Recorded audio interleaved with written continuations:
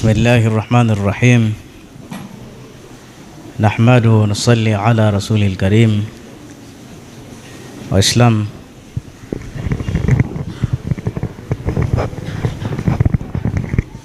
Kubwa zaidi tuombeane sana Mungu, so sisi binadamu ni dhaifu sana. Binadamu sisi ni dhaifu kiasi kikubwa, lakini pia tunapatwa na mitihani. Lakini tukimfanya Allah kuwa rafiki, habari zake kubwa. Tuombeane dua, tuwaombee mashekhe na mashekhe waombee waumini dua, tuombeane. Hii sehemu ya kuombeana dua niweke katika bracket ili fadhila zake ziwe kubwa. Lakini la pili, wakati nakuja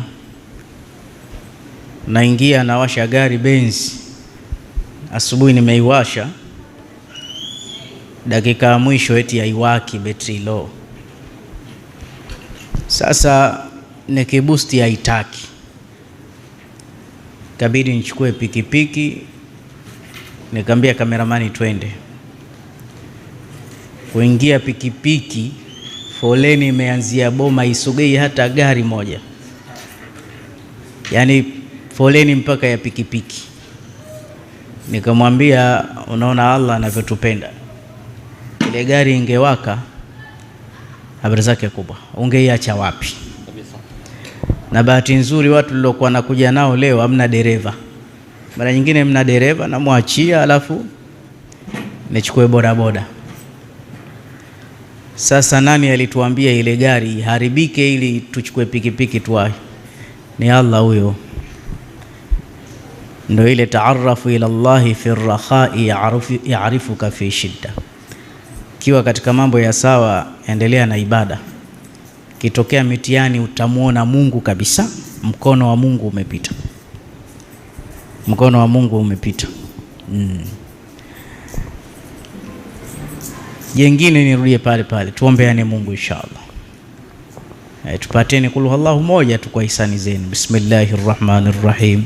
Qul huwallahu ahad, Allahus samad, lam yalid wa lam yulad wa lam yakul lahu kufuwan ahad. Alhamdulillah, inatosha. Jengine tuvumiliane. Pengine khutba ni maneno mazito, na kwa kawaida maneno ya mtume mazito, lakini pengine imetoka bila mudi hivi. Lakini ingetulia, kuna ladha, kuna kitu material, madini yanatoka, uyasikia unayapenda, hiyo mbali. Lakini pia kuna testi, kuna ladha pia kuzungumza ikamfaidisha pia msikilizaji. Mazungumzo yanaweza akawa ghali, lakini yakikosa ladha yakamfanya mtu alale. Ndio maana kuna mtangazaji, japo anatangaza matangazo ya vifo, lakini utamani umsikie tu azungumze. Hata wale wanaotangaza miamala ya voda na nini, si kila mtu lazima waingie katika conversation test na nini. Wakionekana wako sawa, ndio mambo yanakuwa sawa. Jengine, tumeupokea mwezi wa Shaaban. Nikumbushe jambo moja tu, huu mwezi wa Shaaban kwa sisi watu wa tariqa, katika kitabu cha Nuzhatu al-Majalis, ikifika ile Shabani 15 magharibi, kuna ule muda wetu wa dua ya qismatu rizqi. Kwa kweli watu wengi wanaghafilika na jambo hili. Hivi sasa nina mwaka wa 6 au wa 7, kila ikifika qismatu rizqi napiga mahesabu ya mwaka, na ile dhana yangu naona kweli mahesabu yanaenda vizuri mwaka ujao, kwa sababu magharibi yake tutasoma zile Yasini 3, ambayo Yasini ya kwanza ni daf'ul bala, kuepusha mitihani. tunasafiri na ndege na vyombo vya maji na nini, lakini unasema hii bodaboda inavyonipeleka, lakini inshallah sitovunjika kwa sababu mwaka jana nilishaomba kuondoshwa na mabalaa. Waweza mkasuguana na mkeo, lakini ukasema kwa sababu mwaka jana niliomba kuepushwa na balaa, unakuta inaishia hivi hivi. Kwa hiyo hesabu za mwaka sisi Shaabani 15, na leo sijui hata Shaabani ngapi leo. Kwa hiyo tuitolee macho sana. Mimi imani yangu natamani ile siku ifike, ikifika na ikipita tu basi huaga nasema alhamdulillah. Yasini ya pili tunayosomaga pale, tulul umr, kupata baraka za umri. Khairukum man tala umruhu wa hasuna amalu, mzuri wenu ni yule atapata umri mrefu, ndani yake kwa kuna vitendo vizuri. Umri wenye baraka, umri uliokuwa mzuri, umri uliokuwa mwema ni umri ambao haiwezekani kwa sababu umezeeka tu basi mpaka unajisaidia hapo hapo, unaropoka hapo hapo, unatukana hapo hapo. Pate umri, lakini umri wenye busara. Kadri unavyozidi kuzeeka, akili zinazidi, kumbukumbu zinazidi. Kwa hiyo kuomba umri mrefu kwanza ni jambo la umuhimu, ili tukifa tuwe tumemaliza mambo yetu, japo mambo hayamalizikagi. Mimi nina mkwe wangu ambaye alikuwa na miaka kama 105, anakufa mtoto wake wa mwisho kaoa na kamjukulia. Ina maana imefikia stage anahudumikiwa yeye na hajachoka sana, kuliko jamaa kafa kaacha mjane na vitoto viwili, sijui vitalelewa wapi. Ndio unasikia jamani, yule aliyokuja pale nje ni mkewe marehemu Sheikh Uthman Michael, alikuwa nakujaga kuhutubu. Sasa msikiti mzima usikie jamani, mjane wake, watoto wataka shule, jamani mwachangie ada. Huu ni udhalili huu. Huu ni udhalili kwa sababu hatujaweka akiba na malengo katika hizi amali. Hizi amali zimekuja, itakiwa sisi tupigie sana mahesabu. Unajua tushakwama na ili dunia linavyokwenda, Mungu mwenyewe ndo anavyojua. Kwa hiyo pigia mahesabu, yani kitu na mpango mzito kuliko chochote. Mpaka mdua asema addu'a mukhli ibada, dua ni ubongo wa ibada. Unajua ubongo, angalia kwanza kwa nini dua imefananishwa na ubongo. Yani ubongo ndio unakusababisha wewe una sense. Yani mimi nazungumza hapa, natoa mdomoni, lakini ninachozungumza siropoki na sifananizi na kule, kwa sababu ya kule nishasema. Hii kazi yote ya ubongo, nikirudia ya kule na kufanyeni mnakuwa bored. Lakini hapa namuona Sheikh Juma hapa, lakini kwa sababu na ubongo, kuna Sheikh alimuita Sheikh Juma, Sheikh haitu hivi, ubongo wangu ushatasawar, na yeye kaliona gumu, kwambia Sheikh nenda wewe. Lakini usawu ya ubongo pia Sheikh alikuwa akiongea kwa sauti. Ubongo, unaona ubongo unavyotaamali kila sehemu. Sasa dua ndio inafanya matendo yako ya select, ibada zako ziselect. Ni ubongo wa ibada, kwa sababu hata dini yako haiwezi kusurvive kwa ajili ya dua. Umeshafahamu vizuri? Kwa hiyo dua imefananishwa ni ubongo, na sehemu nyingine yasema bwana dua hul ibada. Usihangaike sana kuuliza ibada ni nini. Ibada ni dua, dua ni ibada. Kwa hiyo ndani ya ibada unajibiwa na mtu ambaye hajipendi, bwana mvivu kuomba dua, huyu wa kwanza. Na mtu ambaye hajijui yupo ni yule anayeomba dua ovyo ovyo. Hata kama umesoma Sheikh, hebu omba kazi bila utaratibu kama utapata. Wewe unaenda hapo hospitalini, unaenda kuomba kazi ya uandishi, kuna uandishi hapo? Sana sana umesoma, lakini watu wanakuona unachemsha na upewi. Lazima uangalie wapi kuna chuo cha uandishi, wapi kuna kitu fulani, alafu ukifika zile nidhamu. Basi hizi dua hizi lazima tuziwekee malengo. Mimi roho yangu inaamini sana katika dua, na ninasema hakuna alokuwa akiomba kama Mtume sallallahu alaihi wasallam. Dua ni jambo kubwa sana jamanini. Dua kitu chengine na cha ajabu sana. Sisi tuko ndani ya Islamic, lakini tumejisahau upande huu, na hatujajisahau hivi. Shetani mjanja sana Sheikh. Waweza ukamkuta Sheikh kumjua tajiri fulani anafly, hata akifanywa imamu, alhamdulillah nishakuwa imamu, sasa nitajuana na watu. Hapana, hata uwe imamu useme huo msikiti hakuna wa kunikwamua hata mmoja, mimi wangu ni Mungu tu. Ndio maana Mtume sema wa'lam, tambua anna al-ummata, umma mzima, lawishtama'ata, wakukusanyikie, wakunufaishe, wakupigie debe, lam yanfauka bishay'in, hawezi kukusaidia ila kile Mungu alichokuandikia. Sasa shortcut kumfuata huyu, tunamfuataje? Magharibi naisha tu, unasoma Yasini yako ya pili tulul umri, baada ya kuondosha bala. Yasini ya 3 qismatur rizqi, hapo ndo pa kutolea macho, hapo mgao wa riziki. Shabani 15 zinagawiwa riziki. Sasa wewe unakuwa na jeuri mpaka uletewe zile sehemu, hebu sogea, pengine ukaongezewa na ziada. Wewe unasikia pale Sheikh, kuna watu wanatoa pesa pale, watu wakachukue pale, wao sema wataletea tu, hamna shida. Sasa watu wote watapewa kile kilicho, kumbe kuna jamaa kabaki kule, hebu kampeni naye. Unakuta wenzio wamepewa laki, au wamepewa 10,000. Sheikh, sana wewe huji bwana. Sasa kwa Mwenyezi Mungu hapa kwenye qismatu riziki, mgao, bajeti ya mbinguni, wewe unasogea mapema, lalamika mapema, angalau uambiwe huyu mlalamishi huyu, japo kwa Mungu hilo hakuna, ndo anapenda. Basi mimi kila ikifika, nakumbuka mwaka juzi nilikuwa Mombasa, magharibi imeingia, nisfi Shaaban, Allahu akbar, niliomba mwaka ule wa juzi, nikanunua garizi 3, nikajenga na nyumba ya milioni 300. Ili nalisema kabisa, lakini ukija kuangalia waweza ukanikuta hata buku sina. Yaani huo ndo ukweli wa mambo. Nimejificha hapo, nilikuwa na hesabu hii, kuna mtu wa TBC nitaka nimpe. Nimechambua ile iliyochoka, maana hata ile nzuri naitamani, sina kitu. Juzi mtu mmoja aje anambia, Sheikh, sina hela. Hata wewe? Nikamwambia, nani kazaliwa na pene na noti? Wote simezaliwa peku tu. Hakuna tajiri wa Muhindi, huyu Allah ndo anatoa. Sasa haya makaratasi yakikosekana kuna shida, kuna dhiki, kuna tabu ya hali ya juu. Wallahi kuna tabu ya hali ya juu.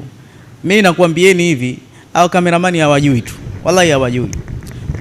Wallahi wa billahi wa ta'ala, jana nilisimama saa 9 mpaka swala ya alfajiri. Juzi nilisimama kila siku, manake jana nilisimama, niliomba mambo 4. Miongoni mwa jambo nikasema hela za kameramani leo zipatikane kwa urahisi. Kamsalia Mtume mara 2000, nikafanya adhkari kama zote na salatul haja. Yani mambo na seti pale kwa pale, hapana mchezo. Kwa hiyo nikisema jambo la dua namaanisha, na ninarudia tena, kujulikana na watu si kuamuka sana. Unaweza ukajulikana na viongozi, ukajulikana na matajiri, ndio ikawa chanzo cha kudhalilika kuliko maelezo. Yani unaenda kufedheheka. Sisi hatuna haja ya kugonga geti siyo la Muhindi, geti la nani? Mtume amesema wa idha sa'alta fas'ali la, bwana. Ukitaka kuomba muombe Mungu. Mbona tunaomba watu?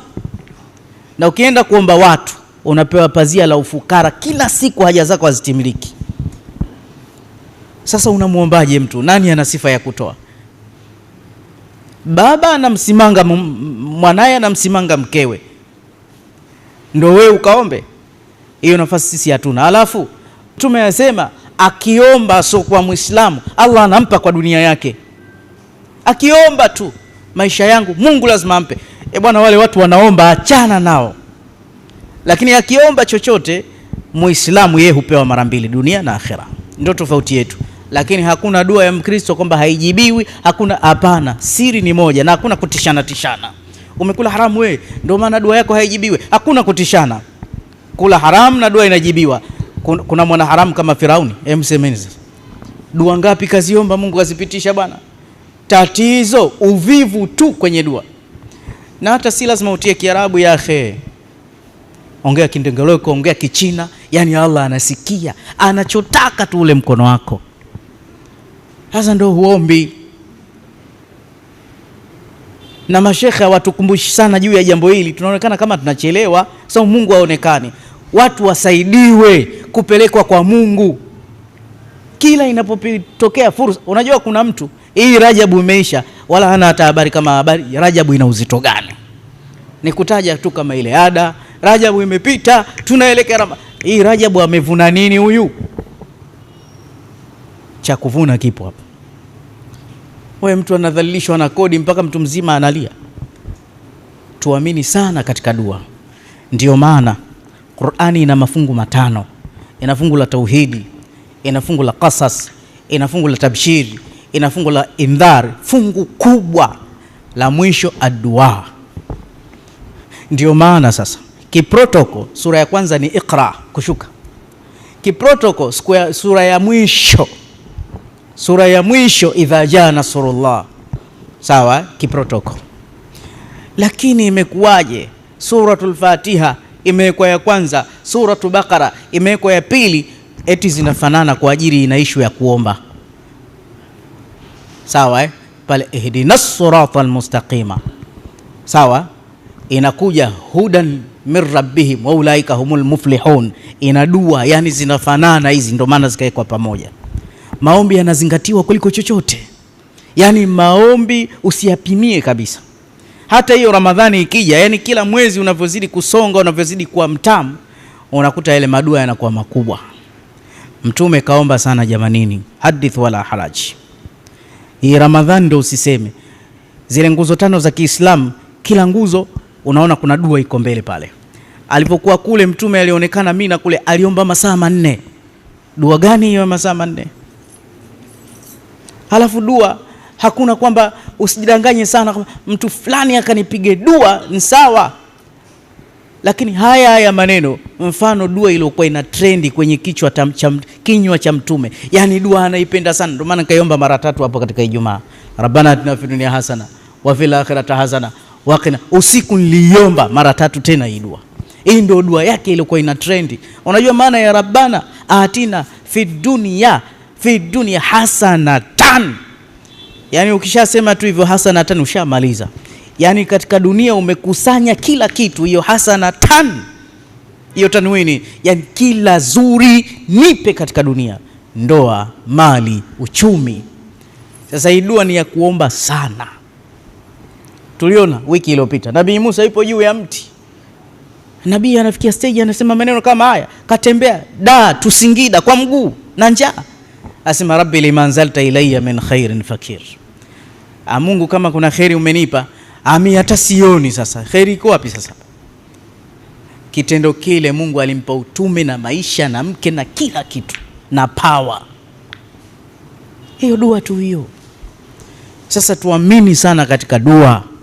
Sio mambo yamezidi kuwa magumu, wewe unakimbia mbio, si unaingilia huku, yani kila yanavyozidi kukaza unakata tamaa, sijui nani atanisaidia. Yeye kapataje? Kwani ufikiri mtu kupata ni kwenda mbio sana au ni akili? Mimi ni mfano, kila siku nawaambia watu, wallahi mbio nilizokuwa nikienda zamani Sheikh, sio sasa hivi. Mimi kama nikupata ilikuwa nipate zamani, sio sasa hivi.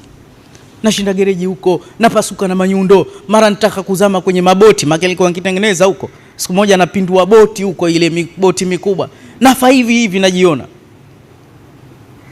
Na alama kupinduka na maroli, niko huko Kibana, yani hakuna, silali. Mfugaji mbuzi natoa Singida huko na, lakini afadhali ya jana. Baadaye nikana bodaboda, bodaboda unaona mchezo. Nampa mtu bodaboda yangu, hajaona penda kwenda kugonga, kaenda kugonga gari ya polisi. Alafu kumbe leseni ana kakimbia. Wewe hujaona pa kufanya ajali, unaenda kugonga defender. Si mikozi. Nilikonda hivi. Lakini nikaendelea kupambana na dua. Sasa kipindi hichi so vile juzi naenda Singida, mtu mmoja ananikaribisha kwake kwa heshima kubwa. Nafikiri mtu wa serikalini, kwa mpenzi makubwa. Alichonikaribishia ni ile tu. Umenielewa vizuri? Ni ile tu. Baada ya kula akanipa na mpunga. Bwana kumbe ukila unapigwa na pesa. Umeona? Pemba. Waarabu akanikaribisha. Habari yake kubwa. Kwanza ile kula unasema mpaka unauliza, hapa hivi huko peponi kutakuwaje? Huu msosi huu. Wamenipa zawadi mpaka leo nazo tokea siku hiyo nimeondoka. Yani unakuta Si unajua Mungu akikupa akuandikii barua, yani mambo saa nyingine mbona yanaenda. Nakumbuka ni ile kukwama sana kumlilia Mungu kwa serious. Sasa siku hizi mimi nalala nikiamka nawaza kwenda kwa Sheikh Suleimani. Nikifika natoa khutba. Wallahi unakuta unatoka pale nje una 20,000 mkononi. Sheikh, asante. Sasa wewe wakunipa nikupe wewe. Ni riziki ndo ilivyo. Yani Mungu akiamua kuifungua, ina maana hili linanionyesha yani si kwamba kupigana sana ndo kupata. Nishapigana sana mabwana, lakini imte hata kodi inanishinda. Sasa hivi sipigani sana, Mungu ndo kashafungua switchi. Sasa ninachoamini mimi kwa akili yangu ni dua. Kwa hiyo leo kila siku nakazana katika dua. Wallahi naomba nitoe ushuhuda mmoja, na hata sikutaka kusimama. Huyu bwana angekuwa anajua kusema, ningemwambia njoo useme wewe. Toka nirudi Singida nililei qiyamu. Alafu nina mihadhara yangu, naamini ndo baraka yangu. Nikaanza kuzunguka kwenye ile mihadhara. Juzi nikasimama. Nilivyosimama jana nikawaita vijana wangu karibia 30 wote. Nikamwambia mnaona watu walipokuwa nyomi ofisini. Kulikuwa hakuna watu. Huyu leo asubuhi, Sheikh ulisemaje asubuhi? Mtu wa haya alisema, sijui ni wewe, sijui ni nani, nafikiri ni wewe. Asema kwa sababu, hapana, ni binti anaitwa Zainab ndo alisema na mimi asubuhi. Akaniambia Sheikh, kwa sababu siku hizi mbili tumeacha ule uradi wa kusimama usiku. Wallahi juzi Jumatano kuamka Alhamisi nimesimama nikapiga dua. Ile dua ile, sasa nitakwambia ni maajabu. Hizi kamera, maana unaweza kusema Sheikh Uthman na kamera. Hizi kamera wiki iliyopita nimetangaza dawa mpya. Hata mtu mmoja hajazipigia simu wiki nzima. Mpaka unasema jamaa hawajaposti nini. Sasa nikasema usiku tumesimama, nikasimama. Juzi jana hapatoshi. Watu wamejaa. Yani hizi kamera hazijafanya kazi kabisa. Kilichofanya kazi ni qiyamul layl. Jana nikasimama mwenyewe. Leo asubuhi nyomi. Yani mpaka naamka asubuhi mahesabu yao yote yashakamilika. Ndio maana nikakwambieni nilisimama usiku nikamwambia Mungu, Allah kesho hawa watu malizana na wao. Ningezungumza jambo lakini pengine nitakutisha. Na naweza nikasema wallahi najenga jumba moja la gorofa, sina hela, lakini kila fundi akihitaji namtumia. Na ninaamini ile gorofa nitaiandika maneno ya mtume, ile nasema imejengwa na sala za mtume Muhammad. Wewe unaona mchezo? Ndio maana sala la dua hapana mchezo ndugu zangu. Kwa hiyo kila mtu ambaye ana umaskini au fukuze kwa dua. Mashekhe tuombe dua, maimamu tuombe dua, maamuma tuwapachikize hizi fikra za dua mpaka tukifika Ramadhani mtu kakolea kwa dua. Hamtaki utaingiwa na imani hapa utamwachia shema iko hivi. Na kila siku utamuona yeye yuko hivi. Si mnaona upuuzi unaotolekea Dar es Salaam? Watu wana fake life.